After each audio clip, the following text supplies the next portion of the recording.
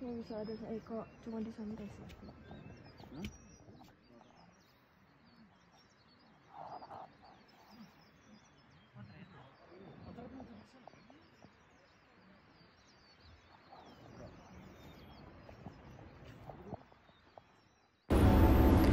Back again to the James Nose channel. Kali ini gue akan ngajak kalian untuk jalan-jalan dan juga hiking virtual. Bagi kalian yang pernah kesini, kalian pasti tahu ini di gunung apa.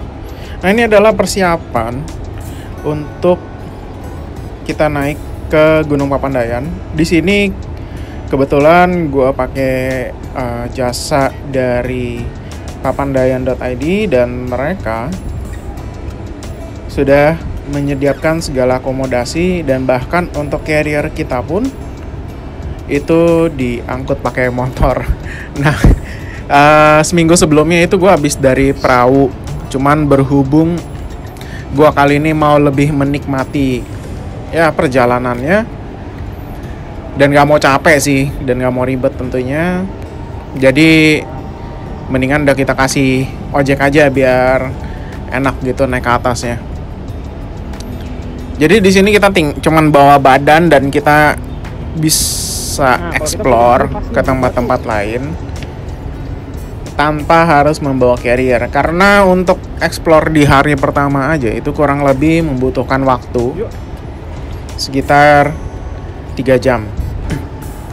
Itu di luar dari ke Pondok Salada dan ke hutan mati. Ya. Bisa kita lihat di sini bahwa pemandangan di Gunung Papandayan sangat cantik. Nah, tour guide keberangkatan kami itu adalah dengan Abah Ica.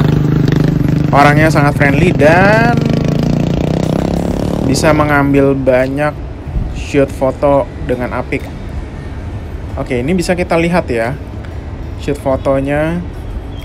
Bahkan sekalipun nggak pakai drone dengan kamera HP biasa, seolah-olah ini pakai drone. Kali ini gue pergi berempat dengan 2 teman dan 1 adik gue. Jadi kami berempat 1 minggu sebelumnya itu sempat naik ke Gunung Prau, dan karena masih dalam hype yang kayak pengen naik gunung lagi, hiking lagi, akhirnya kita memutuskan naik ke Papandayan. Nah, untuk yang kalian bisa lihat di belakang, ini adalah danau atau kawah baru dari hasil letusan di tahun 2004 kalau gua nggak salah. Dan dia menciptakan satu danau yang berwarna hijau. Nah, danau itu adalah Danau Blerang dan isinya adalah air dingin ya, nggak panas sih, dia air yang dingin. Cuman jangan sekali-sekali untuk kalian berani mencoba untuk meminumnya, karena memang itu kandungan belerang, jadi sangat berbahaya kalau itu dikonsumsi oleh makhluk hidup. Nah, seperti kita bisa lihat juga bahwa di sekitar dari kawah baru ini atau danau baru ini itu nggak ada tumbuhan. Jadi artinya nggak akan ada bisa makhluk hidup yang bisa tumbuh di sekitar dari Danau Blerang, karena memang airnya itu adalah air yang bisa dibilang ya beracun ya, nggak bisa dikonsumsi oleh makhluk hidup. Nah, kontur tanahnya sendiri adalah berpasir dan berbatu seperti ini. Pemandangannya sangat-sangat menakjubkan, dan untuk bisa sampai ke kawah baru ini kita membutuhkan waktu untuk berjalan kaki kurang lebih 45 sampai 1 jam. 45 menit sampai 1 jam. Oke, selanjutnya kita mau lanjut lagi. Kita mau ke area camp. Kebetulan kali ini kita nge-camp itu di area Goberhut namanya. Dari kawah baru tersebut untuk sampai ke Goberhut itu memakan waktu kurang lebih 2 jam berjalan kaki. Nah, ini kita udah sampai di Goberhut. Kebetulan gue nggak sempet shoot untuk tempatnya. Ini dibantu dengan si ibu, dan itu ada Abah Ica tour guide yang nemenin kita. Dan berhubung seperti yang tadi sempat gue jelasin bahwa kita itu ikut private trip dari papandayan.id, jadi segala untuk makanannya pun udah disiapkan di warung di Goberhut. That's why juga gue dan teman-teman itu nginep di area Goberhut. Untuk area campnya sendiri itu di ketinggian sekitar 2200 sampai 2300, which is itu sangat dingin banget ya. Jadi ada area-area warung-warung seperti ini bener-bener sangat menolong banget. Nah ini dengan Abah Ica. Abah Ica ini adalah salah satu tour guide yang bekerja sama dengan papandayan.id. Nah, jangan lupa kalau kalian ingin nanti memakai jasanya Abah Ica, boleh setelah kalian pulang trip itu memberikan tips ya si kelasnya dan sewajarnya tentunya. Nah, untuk nanti nomornya Abah Ica akan gua drop di deskripsi. Oke, ini kita di area camp di Goberhut. Banyak teman-teman pendaki lain yang mereka nggak private trip sih, jadi mereka bawa carrier sendiri. Kebetulan karena memang gue pengen nyantai banget, maksudnya Papandayan kan terkenal dengan katanya gunung yang mahal ya. Ya udah sekalian yang enak lah. Jadi selain daripada gue nggak mau capek, gue pengen menikmati pemandangan, gue pengen menikmati suasana. Ya udah, jadi untuk barangnya carriernya diangkut pakai motor. Makanan yang gak usah bikin lagi tapi langsung disiapin. Dan juga ada Abah Ica sebagai tour guide dan juga juru foto yang sangat semangat banget ambilin foto buat kita. Nah ini adalah view di pagi hari dengan sunsetnya. Jadi memang area camp kita, area camp gua dan teman-teman ini di area Goberhut memang itu untuk lihat sunrise view camp ya. Itu campnya memang untuk sunrise view. Nah untuk area campnya selain daripada di Goberhut ini juga ada di Pondok Salada. Kebetulan gue memang belum pernah ngecamp di Pondok Salada. Jadi gue nggak tahu apakah di Pondok Salada itu juga terdapat golden sunrise view seperti ini. Nah bagi kalian yang pernah ngecamp di Pondok Salada, pernah ke Papandayan dan ngecamp di sana, boleh kalian infoin apakah memang di sana ada golden sunrise view-nya. Oke, nah setelah pagi hari, setelah makan, gue dan teman-teman melanjutkan perjalanan untuk ke Pondok Salada dan juga ke Hutan Mati. Persis di samping dari Pondok Salada, ini adalah area Bunga Edelweiss, dimana area ini sangat-sangat cantik sih. Tapi setahu gue nggak bisa ngecamp di area Edelweiss ini, jadi kalian harus kurang lebih sekitar 100 meter itu adalah Pondok Salada, tempat yang memang disiapkan untuk kalian bisa ngecamp. Dan tolong banget ya, bagi kalian yang belum pernah atau suka naik gunung, kalau ke alam itu harap mencintai alamnya sih. Jadi jangan sekali-sekali kalian metik bunga Edelweiss, jangan sekali-sekali kalian rusakkan alam di sana gitu. Karena baru kejadian banget itu di daerah Ranca Upas, ada sekelompok motor trail gitu, anggota untuk kelompok trail, dan mereka ngerusak tanaman Edelweiss di sana. Itu sangat disayangkan, dan buat gue sih mereka harus dikasih efek hukum supaya orang-orang tuh jerak. Karena memang tumbuhan Edelweiss ini adalah tumbuhan yang bisa dibilang langka lah ya untuk di daerah-daerah tertentu. Dan apa ya, yang namanya tumbuhan itu sulit untuk tumbuh dan perlu waktu lama untuk mereka bisa tumbuh, terus dihancurin begitu aja dalam hitungan jam. Buat gue itu sih tindakan yang sangat-sangat kurang ajar dan tidak bertanggung jawab sih. Karena gimana pun juga kita balik ke alam, kita menikmati keindahan alam, ya kita harus menjaga alamnya. Oke, ini gue melanjutkan perjalanan gue lagi dari Pondok Seladah. Itu pengen ke yang namanya area hutan mati. Oke, ini kita udah dekat di area hutan matinya sih. Ini hutan mati juga, cuman bukan hutan mati yang asli, karena hutan mati sendiri itu ada di, yang aslinya itu ada di tepi jurang atau di pinggir gunung. Nanti kita akan lihat ya.